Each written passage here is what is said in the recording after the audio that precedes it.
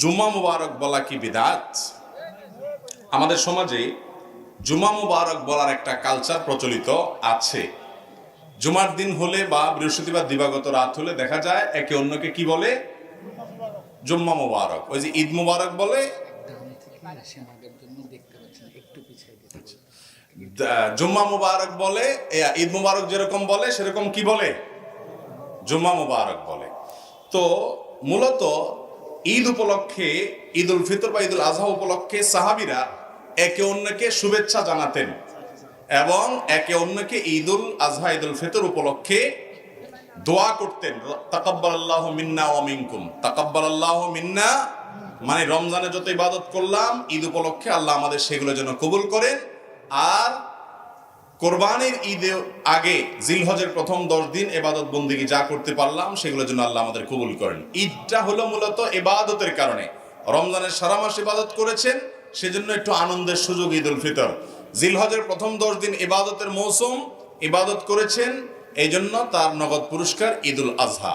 তো আগের দিনগুলোর ইবাদত যেন কবুল হয় সেজন্য দোয়া করতেন সাহাবীরা, এটা ছিল সুন্নাত। বাকি ঈদ মুবারক মানে তোমার ঈদ বরকতময় হোক, এটাও একটা দোয়া, এটাও একটা শুভেচ্ছা। জুমার দিন উপলক্ষে কোনো শুভেচ্ছা বিনিময় করার কথা সাহাবায়ে কেরাম থেকে বর্ণিত নাই। ইসলামের কাজ হিসাবে, ধর্মের কাজ হিসাবে যদি কেউ কোনো ফরম্যাট, কোনো ইবাদত, কোনো ভালো কাজের সিস্টেম চালু করে অথচ সেই ব্যাপারে কোরআন হাদিসে কোনো প্রুফ না থাকে, একটা হলো যে ওয়াসিলা বা মাধ্যম, মৌলিকভাবে ধর্মীয় কাজ না, যেমন এই যে মাইকের ব্যবহার, এটা মাধ্যম আওয়াজটাকে পৌঁছানোর জন্য। এই মাইক ব্যবহার করা আলাদা কোনো ইবাদত না। আরেকটা হলো মূলগতভাবে ইবাদত, যেটা মূলগতভাবে ইবাদত মাকাসেদ যেটাকে বলা হয়, সেখানে নতুন কিছু সংযোজন করা যাবে না, সেখানে সেটাই গ্রহণ করতে হবে যেটা কোরআন এবং হাদিস থেকে বর্ণিত হয়ে এসেছে।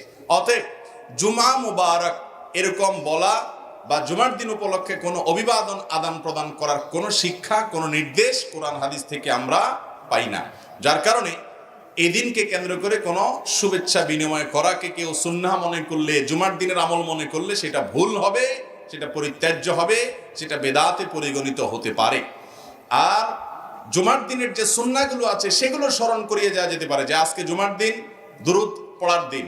সপ্তাহের মধ্যে দুরূদ পড়ার জন্য সবচেয়ে শ্রেষ্ঠ দিন কোনটা? জুমার দিন। নবী করিম সাল্লাল্লাহু আলাইহি ওয়াসাল্লাম বলেছেন, আকসিরু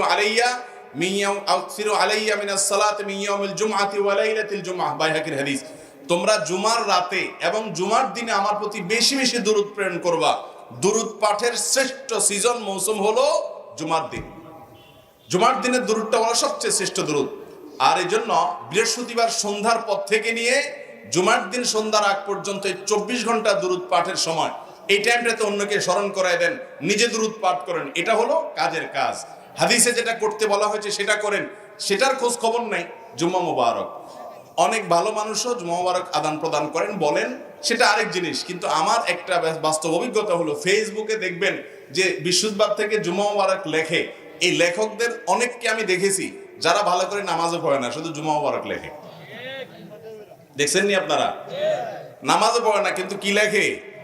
জুম্মা মুবারক লেখে। যাক, তাও ভালো, জুম্মা মুবারক লিখছে, অন্য কোনো আজে বাজে কোনো খারাপ কথা, গুনাহের কথা লেখে নাই। এটা হলো মনের সান্ত্বনা, কিন্তু জুমা মুবারক নয়। আমরা জুমা উপলক্ষে জুমার সুন্নতগুলো স্মরণ করিয়ে দিব, যে দিন সূরা কাহফ তেলাওয়াত করো এবং দুরূদ পাঠ করো, এ আমল করো, এ আমল করো, গোসল করো, আগে আগে মসজিদে যাও, খুতবা শুনো এবং অন্যান্য কাজ করো। সেগুলো হলো আমাদের সবচেয়ে গুরুত্বপূর্ণ কাজ। আল্লাহ তাআলা আমাদেরকে আমল করার তৌফিক দান করুন।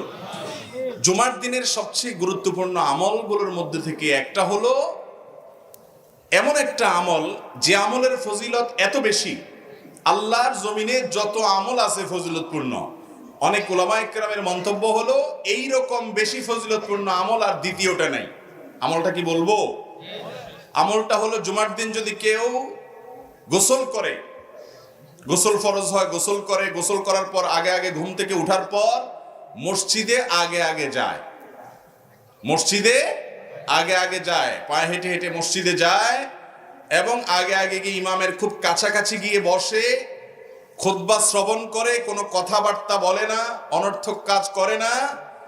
এই কাজগুলো যদি কেউ ঠিকঠাক মতো করে, তার প্রতি কদমে 1 বছর, কোন কোন বর্ণনা আরো অনেক বেশি বছরের কথা বলা হয়েছে, ইবাদতের সওয়াব সে পাবে, নামাজ নফল নামাজের সওয়াব পাবে, আবার রোজা রাখারও সওয়াব পাবে। এবার হিসাব করে দেখেন কি পরিমাণ সওয়াব নিজের করে নিতে পারে জুমার দিনের আমলের মাধ্যমে। এই জন্য জুমার দিনে এই সমস্ত আমলের কথা আমরা একে অন্যকে স্মরণ করাবো ইনশাআল্লাহ। জুমা মুবারক বা এই জাতীয় কোনো অভিবাদন জানানোর নির্দেশ কোরআন হাদিস আমাদেরকে দেয় নাই, করতে হবে সেটাই যেটা কোরআন হাদিসে নির্দেশ করেছে। আল্লাহ তাআলা আমাদেরকে কোরআন এবং হাদিস দেখে দেখে কোরআন হাদিস ভিত্তিক আমল করার তৌফিক দান করুন।